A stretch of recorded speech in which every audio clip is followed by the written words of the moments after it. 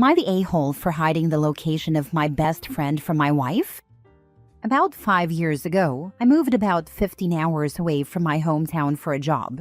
Shortly after moving, I met my now wife Becca. A few years ago, I had a buddy JR from back home come stay with me. While here, he met my wife's sister Maggie.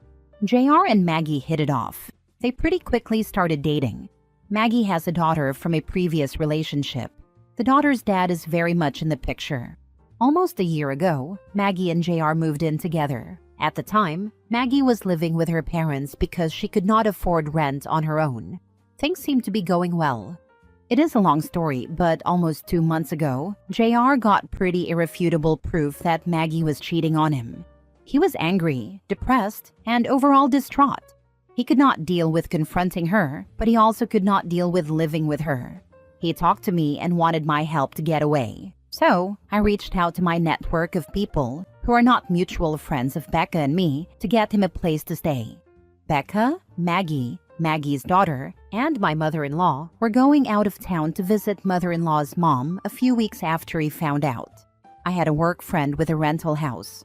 I helped JR pack his stuff, which was like 90% of the apartment, and he moved out. He sent an email to Maggie about why he moved out. He left a check for rent and utilities through the end of March when their lease is up and informed the landlord that he was not renewing.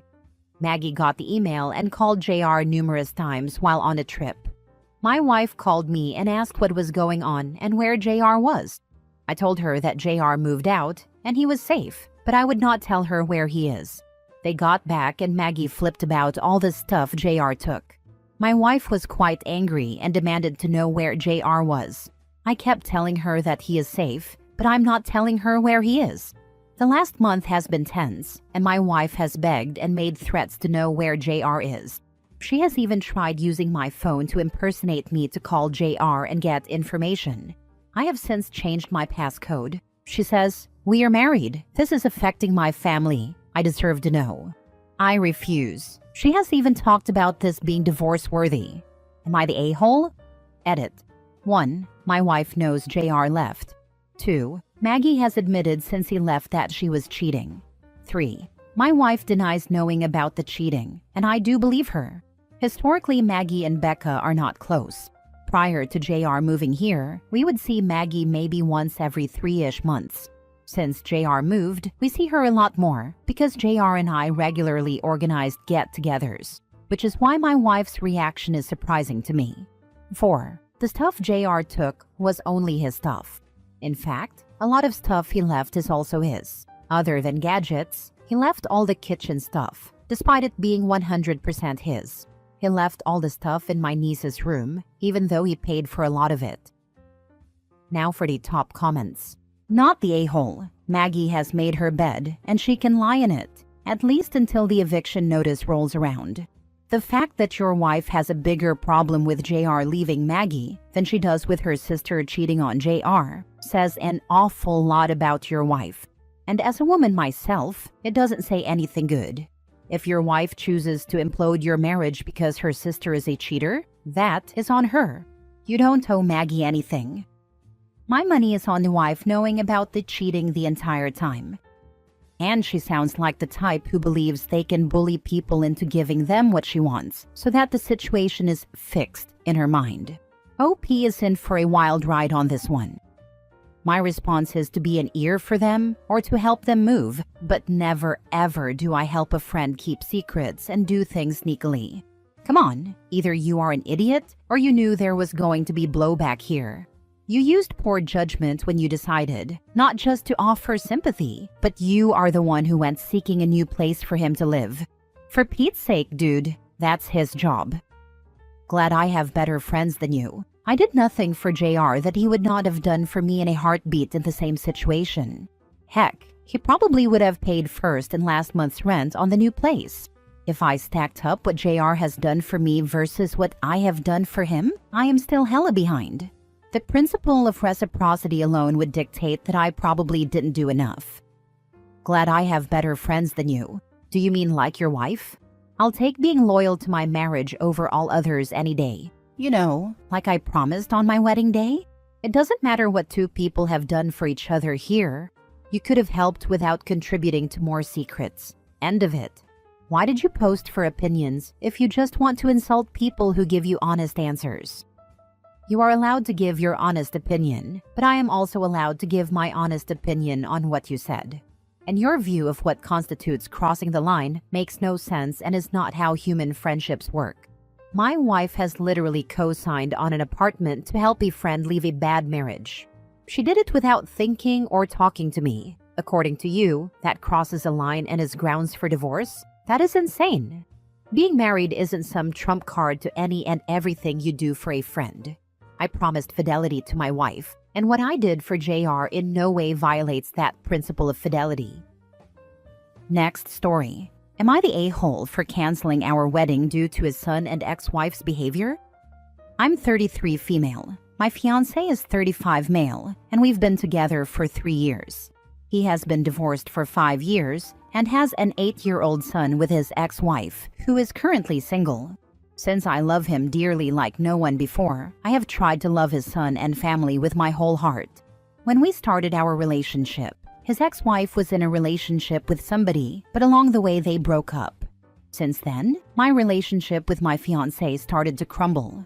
His ex-wife attempts to do all she can to get my fiancé's attention, even to the extent of using their son against me. His son liked me at first, but he started treating me differently, calling me fake mom, saying he didn't want us to have a baby, and asking his dad all the time if he loves him more than me. He started disrespecting me, not listening to what I say, and instead asks his dad. At his age, he still wants to sleep in our bed. He can't sleep by himself, and when asked to sleep in his own bed, he cries and asks us to call his mom at night. He doesn't want me holding his dad's hand. Every time my fiancé and I are talking, he intentionally disrupts us and starts calling for his dad's attention. When he's not noticed quickly, he complains that his dad only listens to me, when, in reality, we haven't even had a chance to talk all day because the child literally talks nonstop. Believe me when I say nonstop, he has ADHD. By the way, his son stays with us only on weekends. I love my fiancé more than myself and have been trying to understand him. He always says he's just a child, but I am losing my mind now. We are engaged and planning our wedding, but can I really live like this? Every time his son is around, he talks about his mom. I am worried that I won't have peace of mind when I marry him one day because of his ex-wife and son. Is it worth it to marry him and put up with all of this?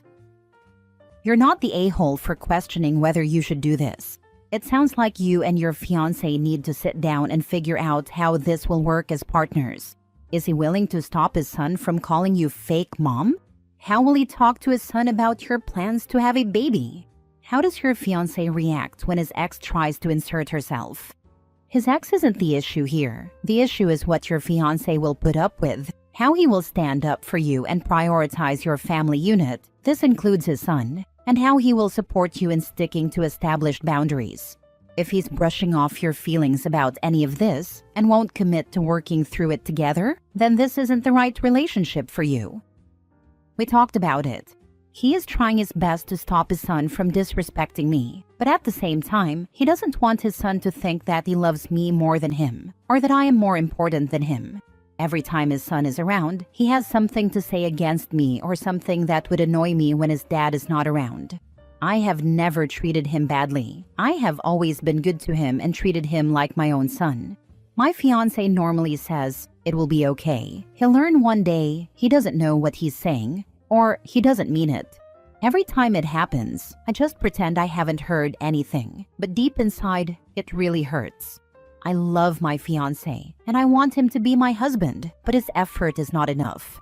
I understand he is torn between me and his son. The only person you should love more than yourself is your child. Grown men who refuse to protect you? Not so much. You're not the a-hole here.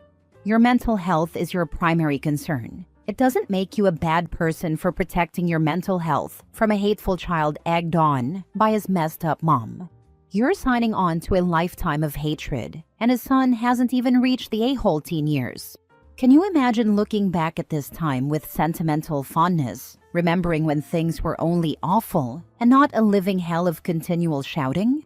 Take care of yourself and don't let the wedding planning continue. You know what you have to do.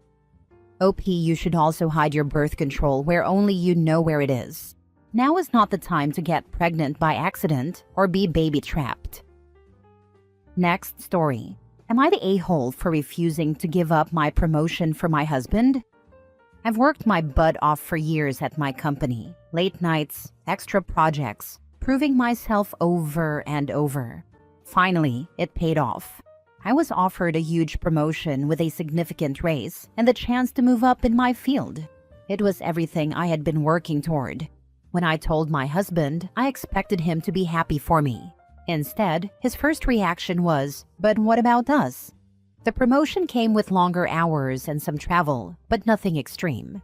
I explained that, yes, things might shift a bit at home, but we could adjust. It wasn't like I was moving across the country, just taking on more responsibility. He wasn't convinced. He started making comments like, "Do you really need a bigger job?" And, "I thought we wanted to focus on starting a family soon." His tone shifted from concern to guilt-tripping. He even brought up how his dad always provided while his mom stayed home, how their marriage worked because they had clear roles. I reminded him that I wasn't quitting my job when we got married. He knew I was ambitious. He knew this was my goal. He swore he supported me, but now that it was real, he was acting like I had betrayed him. Then he dropped the bombshell. "If you really loved me, you'd turn it down. This isn't just about you." That's when I realized it wasn't about us. It was about control. He expected me to shrink myself for the sake of his comfort. I took the job. Now he barely looks at me. The once supportive man I married has been replaced by someone who sees me as the villain in his story. His family whispers that I put money over marriage. The silence at home is deafening, the space between us growing wider by the day. Am I the a-hole for choosing my future over a marriage that suddenly came with conditions? Or did I just finally see the truth? He never wanted a wife, just someone willing to live in his shadow. Not the a-hole, and set him free to find his fantasy woman. He only wanted you to break your spirit. Let him find a trad wife who'll ride him for not being a provider and hound him endlessly to work more and make more money, even if it makes him miserable. Agreed. Never shrink yourself for any man. Your partner is supposed to be supportive of your dreams and goals, not try to make you less than who you want to be. If it was the reverse, if he got a long worked for promotion, how would everyone act? You already know the answer. He and others are showing you their misogyny, and he's showing you the real him and a taste of things to come if you had kids. The misogynistic trad wife guy expects the woman to forget her goals in life and cater to him and his offspring, and that's it. History is full of women reminiscing about what they could have been or achieved in life if they hadn't married. Yep, he really used the manipulation tactic, saying if you love me, you won't be successful. Suggest he become a stay-at-home dad if he wants to start a family. See how he reacts to that. You get your answer with his reaction. I tried this one. Got a promotion when my youngest was 2. Brought me up to earning parity with my spouse. It was a 50% pay raise for me, and actually felt like more as I'd been part-time and was going up to full-time. Note that I'd already turned down a job based on very legitimate travel with a young family concerns. I got all the same BS as OP describes. Lots of guilt and sulking. But he was always on about how stressful his job was. How hard he worked. How it was also hard. How he couldn't go back to uni and get a qualification because he had to work so hard. So before all that, the very first thing I did on being offered the job was tell him that now he could go part-time for a bit, or change direction, or go back to uni, whatever. Suddenly, we were in a position where we had options. He told me outright that I'd upset him by daring to suggest he wasn't man enough to work full-time. In hindsight, we'd been on the rocks for a while, but this was the point at which I knew we would eventually separate. The later nonsense only confirmed it. I eventually figured out that what he wanted was someone who looked like they had a career, but never had any of the inconvenient bits, like, a full-time job. Similarly, he wanted a family without having to do the bits like take time off with sick kids, and a wife who could make interesting conversation, but never outshone his achievements. Being the primary earner gave him excuses for all of that toxicity, disguised as support. As soon as I wasn't dependent, he had nowhere to hide, and it all unraveled. Last story. Am I the a-hole for calling off my wedding after my fiancé bought a house with his mom? Okay, so me, 28 female, and my fiancé, 30 male, have been together for 5 years. We were planning our wedding for this fall and had been talking for years about our future, like kids, finances, and buying a house together. We had a whole plan to save up, find something we both loved, and make it our home. This was talked about a lot. Well, turns out he already bought a house, but not with me, with his mom. And he didn't even tell me he was looking. Apparently, she found the perfect place and convinced him to split it with her because she didn't want to rent anymore. So now, instead of us planning our future together, he's financially tied to his mother, who's going to be living there full-time. I just stared at him like, what the heck? And when I ask where I fit into all this, he goes, oh, well, you can move in too, of course. Like I'm supposed to be thrilled to live in a house his mom picked out, partially owns, and is just there all the time. He also admitted he did it because I was taking too long to save, and his mom offered him a faster way to own something. I was so shocked and angry, I told him I needed space. And the more I thought about it, the more I realized I can't marry someone who thinks this is normal. So I called off the wedding. And now his whole family is saying I'm being dramatic, that it's just a house, and that I'm overreacting because we can still live together. Even my own parents are saying canceling the whole wedding is extreme. Like, am I losing my mind? Am I the a-hole, or is this a giant red flag? Not the a-hole. He didn't tell you, he didn't include you, and he just expects you to live with his mom. You're an afterthought. Agree. The kick in the teeth is that he made sure to take care of himself in terms of big-ticket assets, leaving OP exposed if they should ever split. And this idea of a 30-year-old being okay living with mom for the rest of his life, OP is right to bounce. Mom probably is and will continue to be the beneficiary of his life insurance to protect the house. Fiancé is already married to his mother, for life. Glad OP found out sooner rather than later. Yeah, I should have seen this coming when his mom cuts up his steak for him. I'm just so devastated that he would take it this far. I don't even know what to do.